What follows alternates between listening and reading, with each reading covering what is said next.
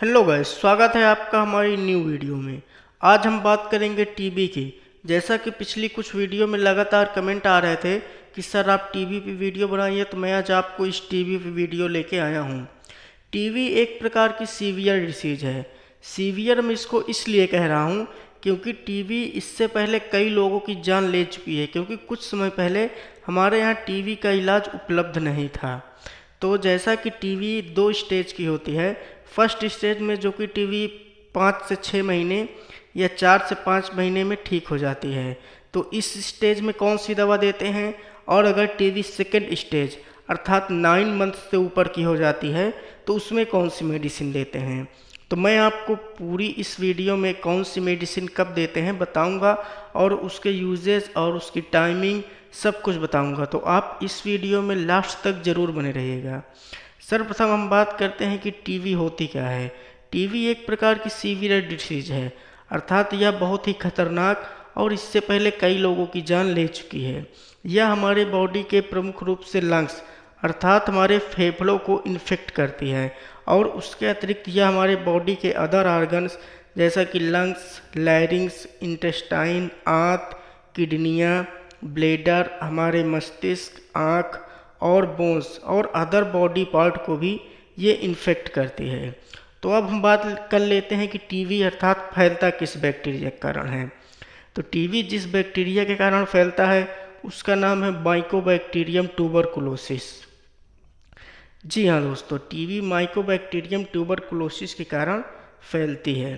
और अब हम आगे बात कर लेते हैं कि अगर किसी व्यक्ति को टीवी हो जाती है तो उसके क्या क्या सिम्टम्स अपेयर होते हैं, अर्थात उस व्यक्ति के क्या क्या लक्षण हमें दिखाई देते हैं, जिससे हम यह अनुभव लगा पाते हैं कि इस व्यक्ति को टीवी हो गई है, अर्थात यह टीवी से ग्रसित हो गया है। सर्वप्रथम क्या होगा कि लो फीवर्स, अर्थात उसको 10 से 15 दिन हल्का हल्का बुखार रहेगा, ये भी लगातार होता रहेगा। और उसके बाद होगा टायर्ड, अर्थात व्यक्ति को हल्का हल्का चिड़चिड़ापन रहेगा और उसके शरीर में वीकनेस रहेगी और वह अच्छा फील नहीं करेगा। और थर्ड है लॉस ऑफ एपेटाइट, अर्थात व्यक्ति को भूख नहीं लगेगी। और फोर्थ है कफिंग, जब किसी व्यक्ति को 3 या 4 हफ्ते से ऊपर की खांसी हो जाए तो अक्सर आपको यह चेकअप करा लेना चाहिए कि उस व्यक्ति को टीवी तो नहीं हो गई, क्योंकि अगर 3 से 4 हफ्ते के ऊपर की खांसी हो जाती है तो उस व्यक्ति में टीवी के सिम्टम्स अपेयर हो जाते हैं। और उसके बाद है वीकनेस, अर्थात इस मेडिसिन के कारण कुछ व्यक्तियों में वीकनेस फील होती है, लेकिन वह समय के साथ साथ मेडिसिन के उपयोग से ठीक हो जाती है। देखिए, अब हम बता देते हैं कि टीवी एक पर्सन से दूसरे पर्सन में फैलती कैसी है। तो अगर किसी व्यक्ति को टीवी है और वह आपके सामने खांसता है या किसी प्रकार के ड्रॉपलेट फॉर्म उसके माउथ से आते हैं, अगर वह पॉजिटिव है तो आपको टीवी हो जाएगी, क्योंकि ड्रॉपलेट फॉर्म आने की वजह से अगर वह स्पुटम टेस्ट उसका पॉजिटिव है तो आपको टीवी हो सकती है। तब हम बात कर लेते हैं कि कौन से ऐसे टेस्ट हैं जो यह साबित करते हैं कि इस व्यक्ति को टीवी है। तो फर्स्ट है स्पुटम टेस्ट। स्पुटम टेस्ट वह होता है जिसमें व्यक्ति की बलगम की जांच होती है।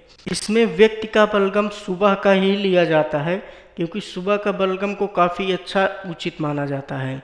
तो इसमें व्यक्ति के बलगम को लेकर लैब में भेजकर उस बलगम की चेकअप कराया जाता है कि इसमें ट्यूबरकुलोसिस के बैक्टीरिया उपस्थित हैं या नहीं। अगर उपस्थित नहीं भी हैं तो यह कंफर्म नहीं होता है कि यह व्यक्ति निगेटिव है, क्योंकि कुछ सिम्टम्स अपेयर होते हैं जिससे कि टीवी के होने के आसार दिखते हैं। तो हम सेकेंड टेस्ट कराते हैं एक्सरे। एक्सरे में क्या होता है कि डॉक्टर इस चीज़ से आपके चेस्ट इन्फेक्शन को अच्छी तरह से डायग्नोस करते हैं और वो यह चीज़ समझ जाते हैं कि इस व्यक्ति को टीवी है या नहीं। अगर यहाँ भी साबित नहीं होता है तो इन सब सिम्टम्स के अपेयर होने पर डॉक्टर को अगर किसी प्रकार का शक होता है तो वह आपका कुछ दिन ट्रीटमेंट करता है। और मैं आपको बता देता हूँ कि टीवी कितने दिन से कितने दिन तक रहती है। तो टीवी का जो इंक्यूबेशन पीरियड होता है वो इन्फेक्शंस के आधार पे होता है। अगर किसी व्यक्ति को इन्फेक्शन कम है, जैसा कि मैंने बताया कि फर्स्ट स्टेज की टीवी 4 से 5th मंथ तक, महीने तक होती है, और अगर सेकेंड स्टेज की हो जाती है तो वो 9 महीने से 1 साल तक जा सकती है। तो अब हम बात कर लेते हैं कि इसमें ट्रीटमेंट अर्थात इसमें हम कौन कौन सी दवाइयाँ यूज करते हैं। तो सर्वप्रथम है रिफैम्पसिन कैप्सूल। यह कैप्सूल एक प्रकार की एंटीबायोटिक है जो कि व्यक्ति के टीबी में यूज की जाती है। और सेकेंड है आइसोनियाजाइड टेबलेट। यह भी एक प्रकार की हाई एंटीबायोटिक है।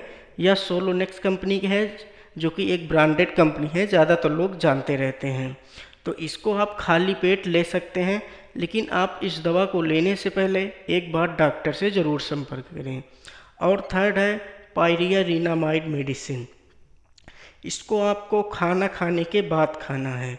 यह भी एक प्रकार की टीबी अर्थात माइकोबैक्टीरिया को किल करती है और आपके टीबी को ठीक करती है। फोर्थ है इथामीथाब्यूटॉल। यह भी एक प्रकार की हाई एंटीबायोटिक है। देखिए, ये जो मैंने 4 मेडिसिन आपको बताई हैं, ये फर्स्ट स्टेज की टीबी में यूज की जाती हैं और यह दवा 1 मंथ खाने के बाद आपको फिर से डॉक्टर से डायग्नोस करा लेनी है। तो इस तरह आपका चेकअप होता रहेगा और आपकी टीबी डायग्नोस होती रहेगी। अगर इन फोर्थ मेडिसिन काम नहीं करती है और आपकी टीबी सेकेंड स्टेज में चली जाती है, तो अब चलिए हम बात कर लेते हैं कि सेकेंड स्टेज में हम कौन सी मेडिसिन लेते हैं। तो सेकेंड स्टेज में बाकी की जो 4 मेडिसिन हैं, रिफैम्पसिन, आइसोनियाजाइड और पायरिनामाइड और इथाम्यूटॉल, ये 4 डॉक्टर अपनी डायग्नोस के आधार पर इनके कम्बिनेशन लगाएंगे और इसके बाद इसमें फिर एक इंजेक्शन ऐड करेंगे जिनको बोलते हैं स्ट्रेप्टोमाइसिन। देखिए, स्ट्रेप्टोमाइसिन इंजेक्शन का यूज हम सेकेंड स्टेज टीबी में करते हैं। तो इस प्रकार आप अपनी टीबी को कम्प्लीटली ठीक कर सकते हैं और आप एक टीबी जैसी खतरनाक बीमारी से निजात पा सकते हैं। देखिए, अब हम बात कर लेते हैं इसके कम्बिनेशन के बारे में। तो इसकी जो है रिफैम्पसिन, आइसोनियाजाइड टेबलेट और पायरिनामाइड और इथामीब्यूटॉल, ये चारों एक कम्बिनेशन में आती हैं जैसा कि इस फोटो में आप देख रहे हैं। तो इस कम्बिनेशन को भी हम टीबी पेशेंट में यूज करते हैं, लेकिन यह डॉक्टर अपने हिसाब से फिक्स करते हैं कि आपको इसमें से कौन सी टेबलेट कब लेनी है। और आपको जाते जाते बता देता हूँ, टीबी की किट भी आती है जैसा कि इस फोटो में आप देख रहे हैं, एक्यूडिट नाम की। इसको एक दिन में एक खाना होता है। इसमें रिफैम्पसिन दाहिने तरफ होती है और बीच में 2 आइसोनियाजाइड की टेबलेट होती है और साइड में इथामीब्यूटॉल होता है। अर्थात इस दवा का भी यूज एक किट के रूप में किया जाता है जो कि टीबी पेशेंट को दिया जाता है। तो आप जाते जाते बताइएगा ज़रूर कि आपको हमारी वीडियो कैसी लगी और आपको किस तरह की वीडियो चाहिए, कमेंट में ज़रूर बताइए। Thank you.